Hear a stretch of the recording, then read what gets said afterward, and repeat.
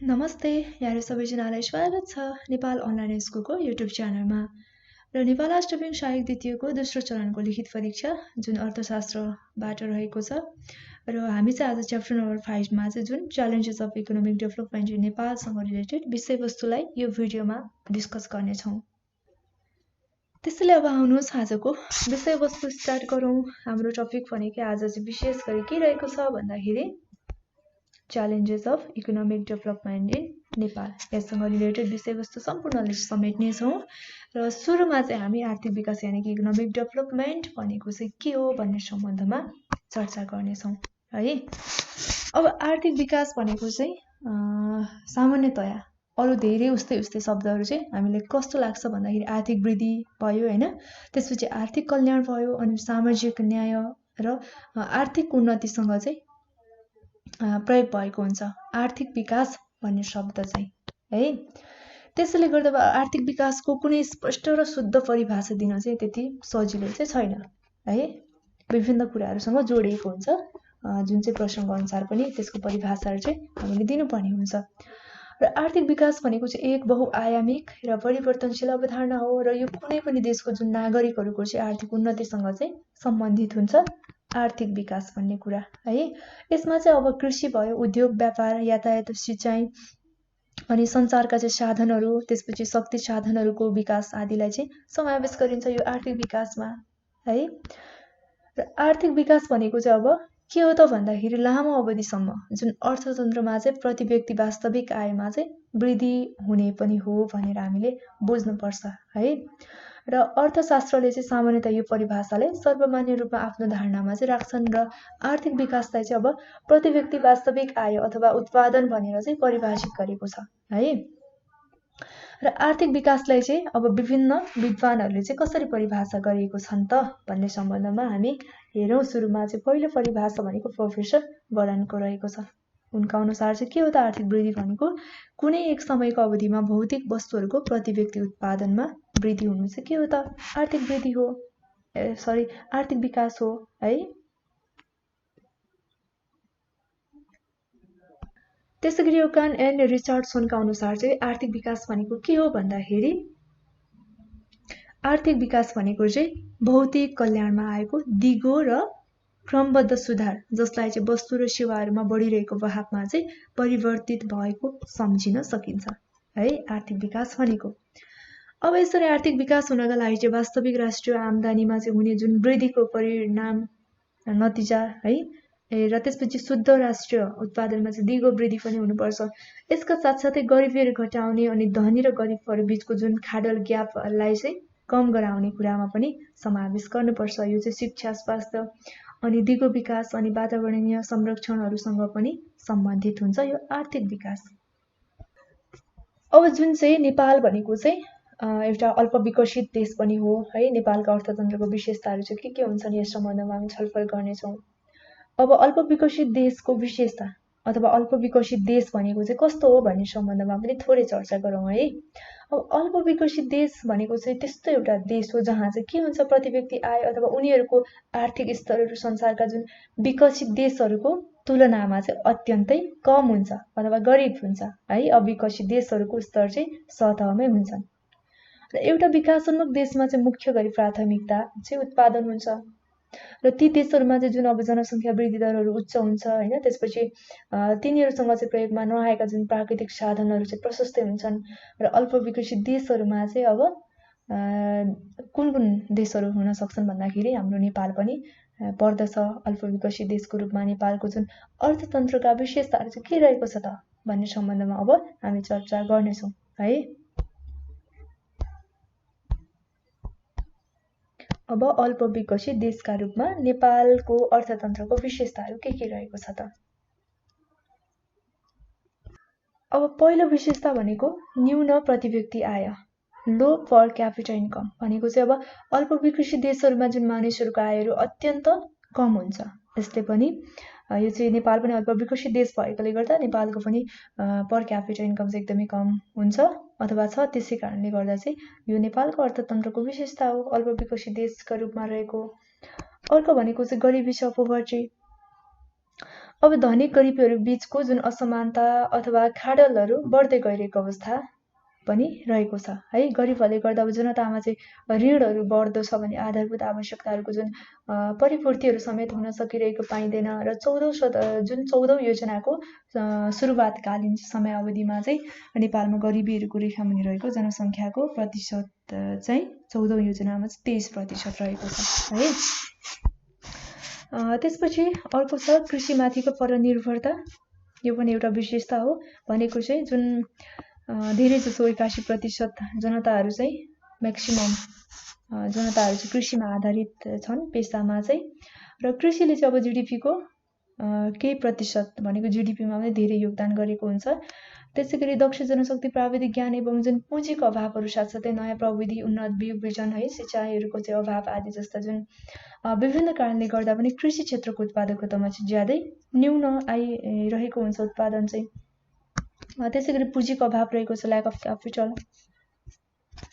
अब यसमा चाहिँ जुन नेपालीहरूको न्यून आम्दानी हुनु र आम्दानीको चाहिँ धेरै हिस्साहरू उपभोगमा चाहिँ खर्च हुने भएकोले गर्दा बचतको भाग चाहिँ एकदमै थोरै छ र ठुला लगानीका लागि चाहिँ जुन पुँजीहरूको अभाव भइकन वैदेशिक सहयोग एवं सहायतामा चाहिँ निर्भरता रहनु परेको छ है। अर्को विशेषता भनेको प्राकृतिक स्रोत र साधनहरूको चाहिँ विकास नहुनु। अब यसमा चाहिँ नेपालमा रहेका जुन 6000 भन्दा बढी नदीनालाहरूबाट चाहिँ 83,000 मेगावाट विद्युत चाहिँ उत्पादन गर्न सकिन्छ है। 83,000 मेगावाट विद्युत उत्पादन गर्ने क्षमता रहेको छ अथवा सम्भावना रहेको छ, तर त्यसको चाहिँ समुचित प्रयोग भएको छैन है। र अर्को भनेको चाहिँ अब विभिन्न प्रकारका जडीबुटीहरू, बाली, त्यसपछि वन सम्पदाहरूको चाहिँ संरक्षण र प्रयोग पनि पर्याप्त मात्रामा चाहिँ भएको पाइँदैन। त्यसैगरी नेपालमा चाहिँ विकासका पूर्वाधारहरू जस्तो कि पुँजी, यातायात, त्यसपछि प्रविधि, सक्षम जनशक्ति आदिको अभावले पनि यो प्रकृतिको स्रोत र साधनहरूको चाहिँ पूर्ण परिचालन उपभोग गर्न सकिरहेको अवस्था छैन। त्यसैले प्राकृतिक स्रोत र साधनहरूको विकास नहुनु पनि अर्को अल्प विकसित देशको रूपमा रहेको नेपालको चाहिँ विशेषता रहेको छ। अर्को विशेषता भनेको औद्योगिक पछौटेपन छ, इन्डस्ट्रियल ब्याकवर्ड। अब यसमा चाहिँ नयाँ उद्योग धन्दाहरूको विकास नहुनु र भइरहेका उद्योग धन्दाहरू पनि विभिन्न कारणले गर्दा चाहिँ बन्द भइरहेको अवस्था छ है। र परम्परागत उद्योगहरूले चाहिँ अब विदेशी उद्योगसँग चाहिँ प्रतिस्पर्धा पनि गर्न सकिरहेको छैन। यो पनि एउटा विशेषता हो। अर्को भनेको चाहिँ प्रतिकूल विदेशी व्यापार है। अब यसमा चाहिँ व्यापार घाटाहरू दिन प्रतिदिन बढ्दै गइरहेको छ र व्यापार विविधीकरणले चाहिँ मूर्त रूप लिन नसक्नु, कुल व्यापारको चाहिँ अब 60% भारतसँग र 40% व्यापार चाहिँ अन्य देशसँग भएको अवस्था छ। त्यसपछि निर्यातमा चाहिँ निरन्तर कमी र आयातमा चाहिँ निरन्तर वृद्धि पनि भइरहेको छ। हामीले निर्यात गर्ने वस्तु तथा सेवाहरूको मात्रामा भन्दा चाहिँ हामीले आयात गर्ने, इम्पोर्ट गर्ने वस्तु तथा सेवाहरूको मात्रा चाहिँ बढिरहेको छ। यो पनि एउटा विशेषता भयो। अर्को भनेको चाहिँ ल्यान्डलक कन्डिसन, भनेको चाहिँ भूपरिवेष्टित भौगोलिक अवस्था। अब भूपरिवेष्टित भौगोलिक अवस्थामा चाहिँ के छ भन्दाखेरि भूपरिवेष्टितले गर्दाखेरि जुन पारवहन है सुविधा अथवा व्यापार घाटाहरू चाहिँ नेपालले बेहोर्नु परिरहेको छ। अनि तेस्रो मुलुकसँग चाहिँ व्यापार गर्ने कार्यमा चाहिँ विभिन्न बाधा अथवा अडचनहरू पनि सृजना भइरहेको छ। त्यसैले गर्दा यो भूपरिवेष्टित भौगोलिक अवस्था पनि नेपालको चाहिँ अल्प विकसित देशको के हो त विशेषता रहेको छ। हामीले यहाँ कतिवटा विशेषतालाई हेर्यौँ भन्दाखेरि 8वटा विशेषतालाई हेरौँ। अब यी बाहेक चाहिँ अब अन्य पनि हुन सक्छ। के भन्दाखेरि असामयिक संस्कृति, जुन जातपातको भेदभाव, छुवाछुत होइन, पुराना त्यसपछि मूल्य एवं मान्यताहरूले चाहिँ नेपाली समाजलाई चाहिँ ग्रसित बनाइरहेको हुन्छ।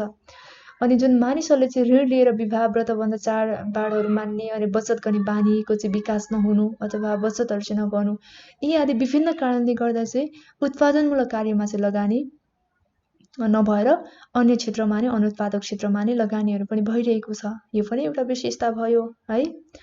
अनि न्यून सामाजिक विकास, अब नेपालको औसत आयु भनेको चाहिँ 62 वर्ष र साक्षरताहरू 54% मात्रै रहेको हुन्छ।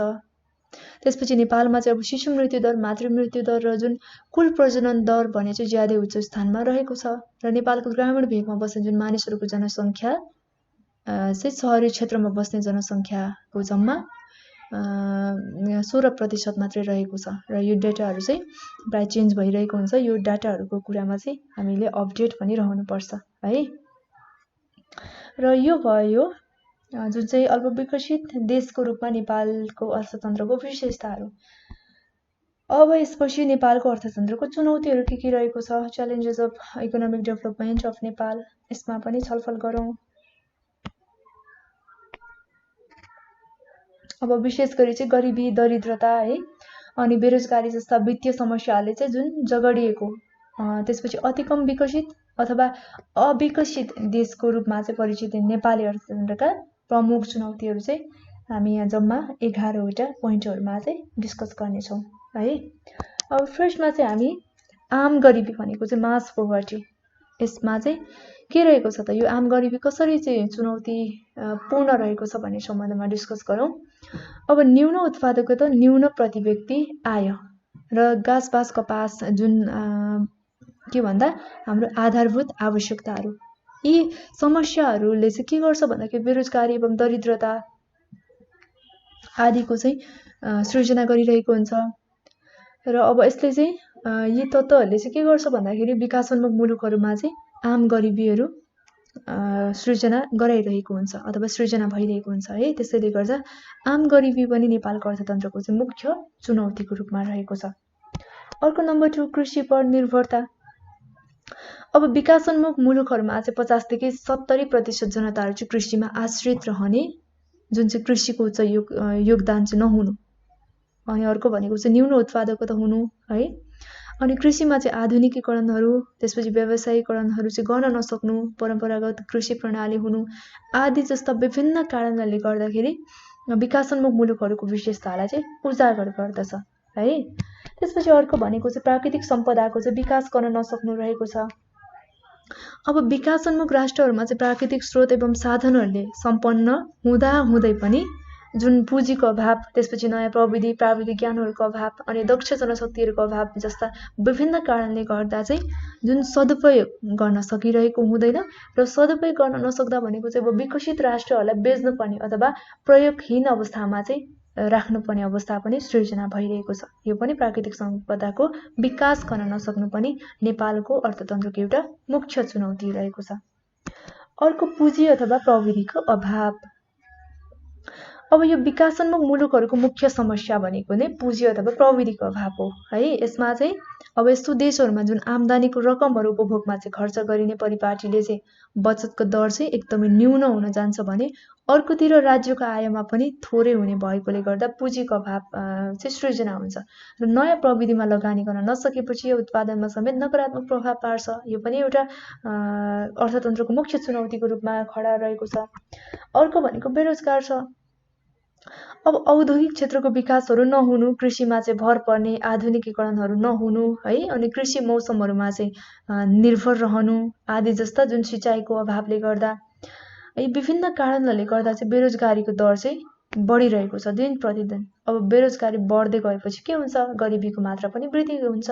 त्यसैले गर्दा यो बेरोजगार पनि नेपालको अर्थतन्त्रको मुख्य चुनौतीको रूपमा रहेको छ। अर्को छ गरिबीको दुष्चक्र।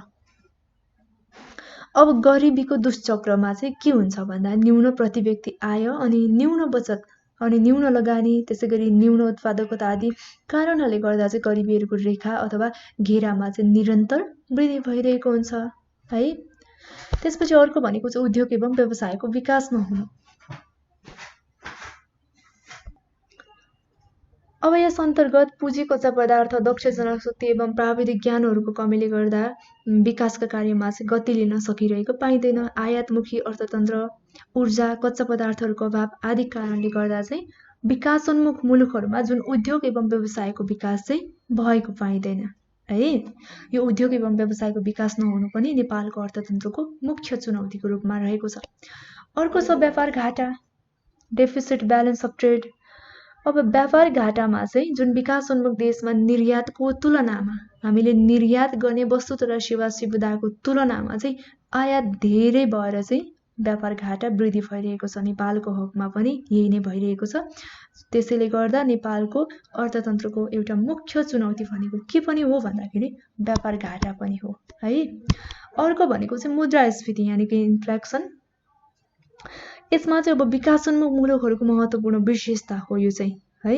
र आर्थिक अथवा राष्ट्रिय आयको जुन वृद्धिको तुलनामा वस्तु र सेवाहरूको मूल्य बढ्न गई राष्ट्रलाई चाहिँ गरिबीको रेखा अथवा गरिबीको मार्गतर्फ चाहिँ डोर्याइरहेको हुन्छ यो पनि एउटा अर्थतन्त्रको मुख्य चुनौती भयो। अर्को छ उच्च जनसङ्ख्या वृद्धि। अब अशिक्षा, अज्ञानता अनि बेरोजगारी, रूढिवादी संस्कार अनि परम्परा आदि जस्ता विविध कारणले चाहिँ विकासोन्मुख मुलुकहरूमा जनसङ्ख्याको वृद्धि भइरहेको हुन्छ, जनसङ्ख्या वृद्धिको चाहिँ उच्च चाप रहेको हुन्छ।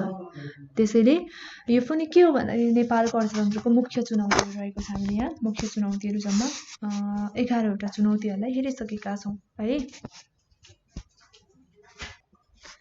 अब यसपछि हामी आर्थिक विकासका निर्देशाङ्कहरू भनेको चाहिँ इन्डिकेटर्स अफ इकोनोमिक डेभलपमेन्टको बारेमा अध्ययन गरौँ है। हामीले अघिल्लो भिडियोमा चाहिँ म्याक्रो इकोनोमिक्सको इन्डिकेटर्सहरूलाई हेरिसकेका छौँ। ती इन्डिकेटर्सहरू यहाँ के दोहोरिन्छन् त्यसलाई चाहिँ हामी हेर्दैनौँ, बाँकीलाई चाहिँ हेर्नेछौँ यो भिडियोमा है। अब यहाँ भनेको चाहिँ एउटा पर क्यापिटा इन्कम दोहोरिन्छ, यो पनि एउटा आर्थिक विकासको निर्देशाङ्क हो है। अर्को कुल राष्ट्रिय आम्दानी ग्रोस नेसनल प्रोडक्ट, यो पनि हामीले अघिल्लो भिडियोमा नै हेरिसकेका छौँ, पर क्यापिटा इन्कम पनि हेरिसकेका छौँ। त्यसैले अब अर्को हामी के हेर्छौँ भन्दाखेरि जीवन सूचीको भौतिक गुण physical quality of life index, यसलाई चाहिँ हेर्नेछौँ। अब यो जीवन सूचीको भौतिक गुण भनेको चाहिँ कस्तो हो भन्दाखेरि यो आर्थिक विकासको एउटा मुख्य निर्देशाङ्क हो। यसमा चाहिँ अब 3 तत्त्वहरूको मिश्रित सूची हो यो चाहिँ है। यस अन्तर्गत चाहिँ औसत उमेर अनि शिशु मृत्यु दर साक्षरता चाहिँ पर्दछ र यी 3 तत्त्वहरू प्रत्येकका लागि चाहिँ जुन मानहरू चाहिँ विभिन्न देशको सन्दर्भमा चाहिँ 1 देखि चाहिँ 100 सम्मको दरमा चाहिँ राखिएको हुन्छ र 3वटा सूचीहरूको जुन औसत निकालेर प्रत्येकलाई चाहिँ बराबर तौल दिएर तयार पारिएको जुन मिश्रित सूची हो है। यसको चाहिँ अब मान 0ले चाहिँ न्यून जीवनस्तर जनाउँछ भने 100ले चाहिँ उच्च जीवनस्तरलाई चाहिँ जनाउने गर्दछ।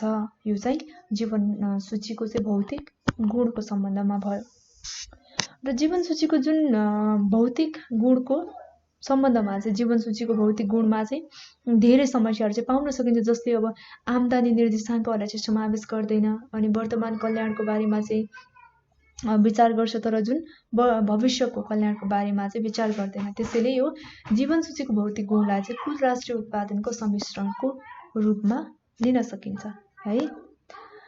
अब यसैगरी अर्को छ आधारभूत मानव आवश्यकताको सूची।